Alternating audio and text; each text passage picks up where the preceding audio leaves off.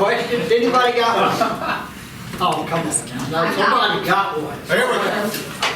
What do you think of all these young fans that have now embraced and done their own research on Elvis and embraced this whole experience since the movies come out?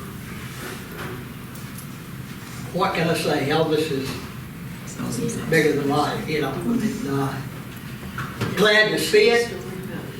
That way you know that, you know, his legacy will go on even beyond us, you know.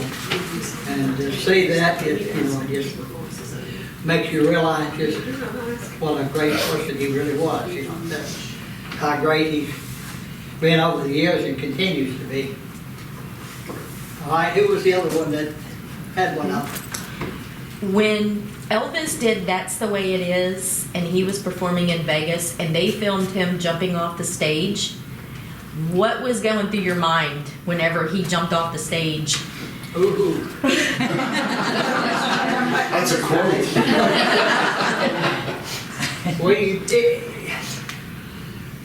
First of all, you know, gosh, he was daring, you know, because, you know, all the fans would go gather around him and say, you know, hit the floor. If he gets a chance to hit the floor, you know, so. But he was spontaneous. He done things like that all the time, you know, and that's what made him what made him unique, you know. The bodyguards, you know, they, of course, they went crazy, you know, because they got to see if they can't some way get through it tonight, you know, to kind of protect him. But anyway,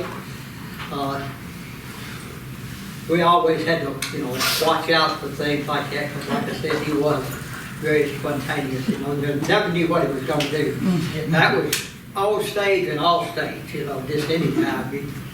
He decided to do something, he was going to do it, and there wasn't no waiting, he's going to do it right then. So, but anybody else got a? Out of all your funny memories, of all the fun things that you've done with Elvis as a person, as your cousin, what was your most fun thing? Have you got one fun memory you want to share with us? Pull me out of the garbage can. No.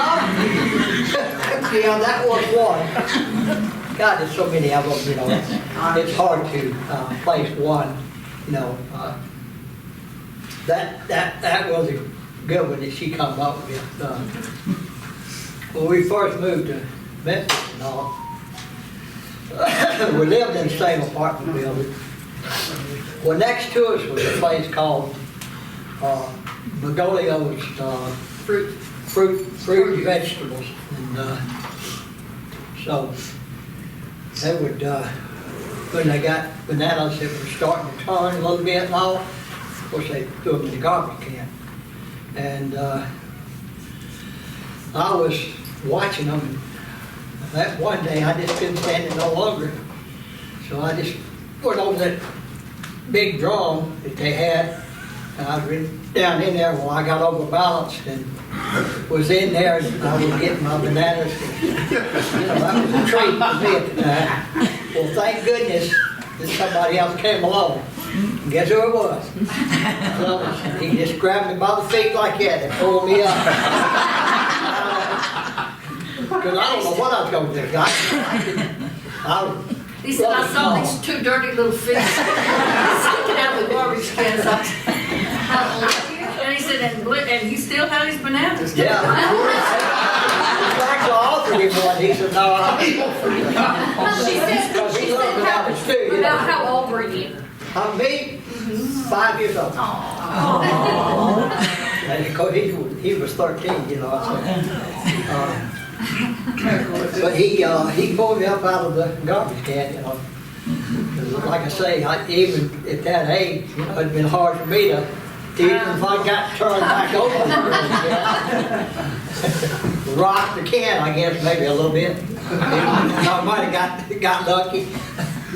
Yeah, that reminds me of something else. Grandma Presley used to babysit for me when Billy was little, and she said I would put him in this big old galvanized bath. Number tub. 3, water. Number 3, washing. Yeah. And she said that was his playpen, and he was not tall enough to get out of it. She said sometimes he'd rock and get out of it.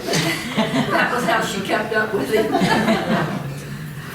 And of course, the short jokes has gone ever since, you know. Elvis, he carried on all the time about it. Save yourself, shorty, you know, and all that kind of stuff. Little fella. Little fella. All right, anybody else got a? Joe, I have a question for you. With the first time you met Elvis, how would you kind of give me what you Me? know? Yes. Because No, I assume she's you were talking dating to Billy. The first time I met him, Billy had been asking me to go up to Graceland, and I was about, I guess I was No, probably I didn't about ask, I 14. demanded. And I didn't want to go, because I wasn't into Elvis, my older sister was, but I didn't go, I was still playing cowboys and Indians and stuff like that. Yeah. But, I Still went on with the him. warpath. But I went with him at up there, and I remember Anita Wood was still there. And I remember her coming down the steps and from upstairs, and I'm talking to her and everything. And I was really, back then I was kind of shy, but not anymore. But we went downstairs, and Billy introduced me to all the guys, and it was down in the pool room, and all of a sudden I just felt like chills or something, and I didn't even look around, but I knew he I had. had that effect on me. Wasn't you, it was Elvis. But he walked in. Dang, I thought it would be all that. And I didn't talk, but I just thought, my God, he's bigger than life, and he's so pretty.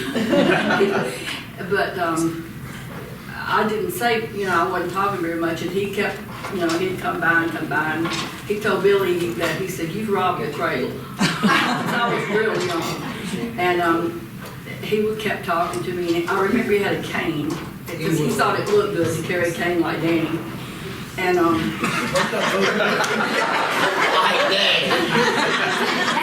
just loved it. And he said, if I say one more thing to you and you don't talk to me, I'm gonna get you over here with this cane. And I said, okay. And that just broke the ice, and from then on, it was, it was just like the biggest thing in the world. But that's the first time I ever met him. Wow. Anybody else got a question? Over here? He did, I knew he would. Okay, go ahead. Hey, guys. Hey. All right, the question is this, let me try and get this out in a way that makes sense. Like, you guys, I'd like to hear both your perspectives on this. Like, you knew Elvis, like, just person to person, dude to dude, right? People to people. And then you're with him on tour. 2001 ends, he comes bounding on stage, and it reminds me of like Clark Kent hitting the phone booth and coming out as Superman.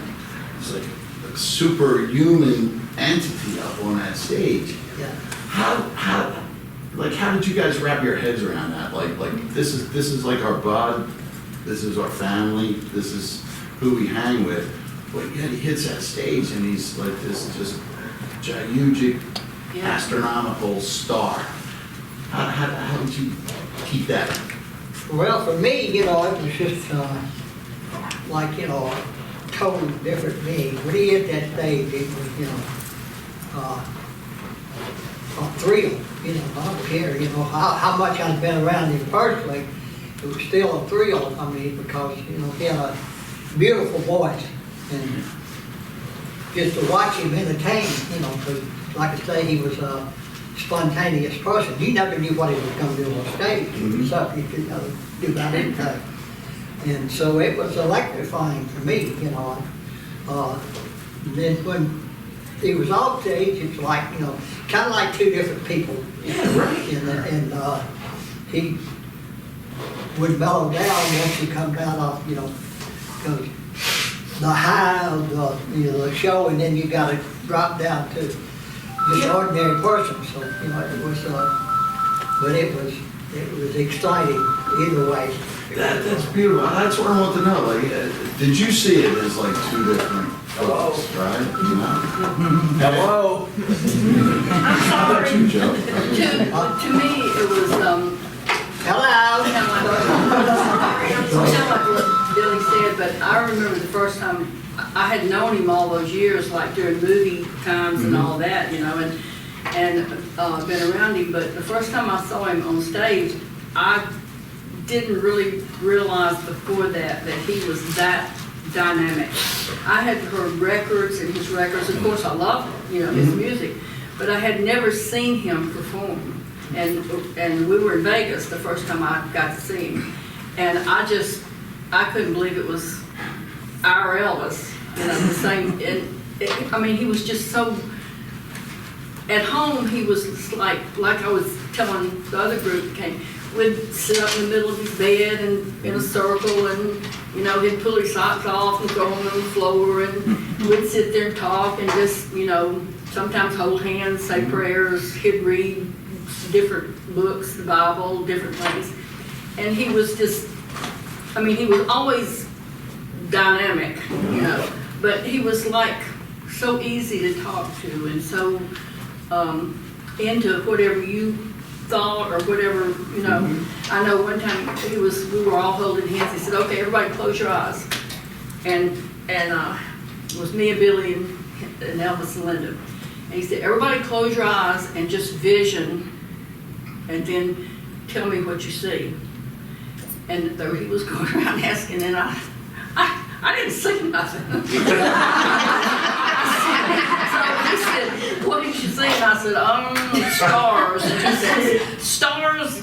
God damn it. He said, you had to see more than stars. He said, if I'm going to ask you again, if you say stars again, you are going to see stars. So you made up something real quick. So I said, oh, I see angels. But, you know, that's just, to me, he was easy to talk to and, you know, and he was interested in what you had to say. And because I know one time I told him about a dream I had and I thought he laughed until he got almost sick because of my dream. I'll tell you what the dream was. That was my next question. But that's just, you know, that's how it was. Like Billy said, it was like two different people, although you knew, you know, we're going home with him. But it was just amazing how he was. Because for real, I've never seen anybody like just fill the room like he did. I mean, of all the performers, I mean, it was just something Yeah, and to surreal. last and last and last It and was. last and It go was on that- and on and on. It was that way on stage and off stage, you know. Every Did he show ever, he had. like say anything to you guys about like I feel different on stage or I become like? Well, he made a comment and he said, you know, the entertainer is one thing, the person Right, is another. right, And he's right. yeah. Although looking back now, there's things that he does on stage, or he did on stage, and it triggers some of the things that he did, you know, like up in his room, or the mannerisms and things he would say, and because he'd say anything if it came to mind, on stage or anywhere. And it just, a lot of it you could see that made it the same person. But, you know, it was weird, really, strange. Thank you. You're welcome. Anybody else? Okay, go I ahead. have a million questions, but it plays a little bit off of what Miss Jo just talked about being up in his room and having those conversations with that Elvis, probably the real Elvis that we all wish we could have had that experience with. It seems like we all do, he shared different parts of himself with different people. What do you think your role was as family especially that, you know, helped him, helped you? Do you think you served a specific part of that circle for him and for yourself? I think he totally trusted that whatever he told us or said to us was between us. And, you know, and a lot of times he would say, this is just between, this Yeah. is here. And that's the things that we still have that we don't, And that's why. and never will. Mhm. I mean, we Make sure to like, comment, subscribe, and share. Thanks for watching.